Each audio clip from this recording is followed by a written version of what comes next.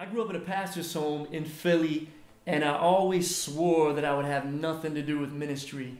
But as probably many of you guys know, God seems to have different plans, doesn't he?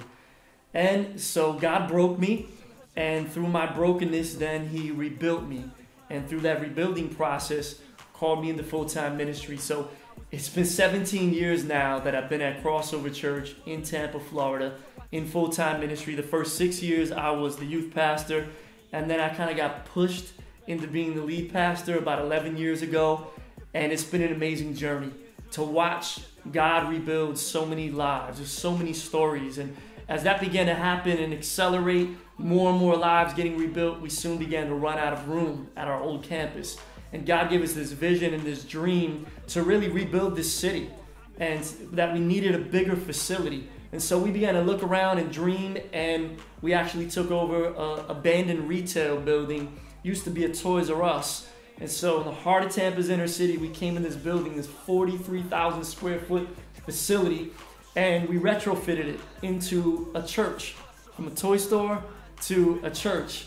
And it's just been a crazy, amazing journey as we've seen thousands of lives that we've been able to touch and serve in our immediate community here.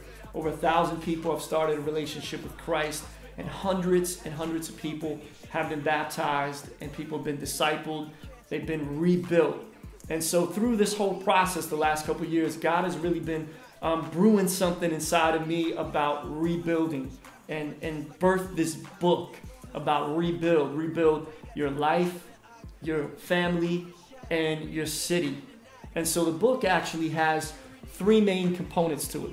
And the first one is to the reader, the person that is reading it. We all go through brokenness, right? We're just a culture of brokenness. So it gives the reader tools on how to rebuild their life. Some of my stories in there, other people's stories, and it gives them challenges and accountability and ways that they need to biblically rebuild. The second part of the book that's weaved in throughout is part of our story as Crossover Church, and some of the stories of rebuilt lives from within. And a lot of people have followed our journey as we do an annual Flavor Fest Urban Leadership Conference here, from a lot of the music I've produced, and just a lot of other talent and creativity that's come out of Crossover Church. So a lot of people have watched that. So that's going to be weaved in through the book as well. And then the third part of the book that's weaved in as a thread is the biblical narrative of Nehemiah. And Nehemiah is one of my favorite books in the Bible, favorite characters.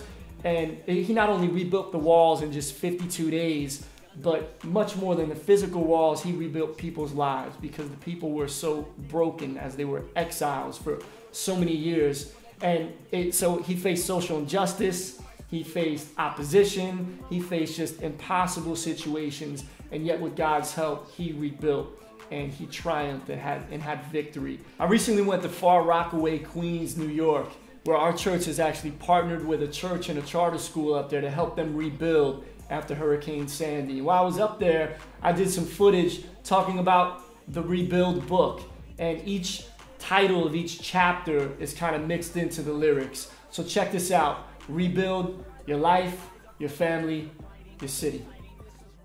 I'm broken, you're broken, we're broken, but those are words that are rarely spoken, because we like to act like we got it all together, like we never been through some stormy weather, like we tougher than leather, man, whatever. We gotta learn to confront our pain and become a humble beast.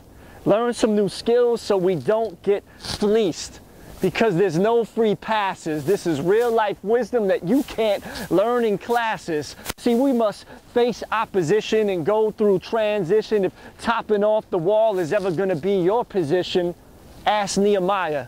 He sparked a rebuilding movement after decades of rubble and his people losing. They felt like they had no breathing room. But see, you'll catch your breath if you realize this is all temporary and we'll be leaving soon. And his grace and forgiveness, it covers. So it's not all about you, but it's about empowering others. And then we'll see a new life, a new fam, a new city fulfilled. So it's time to heal. It's time to rebuild.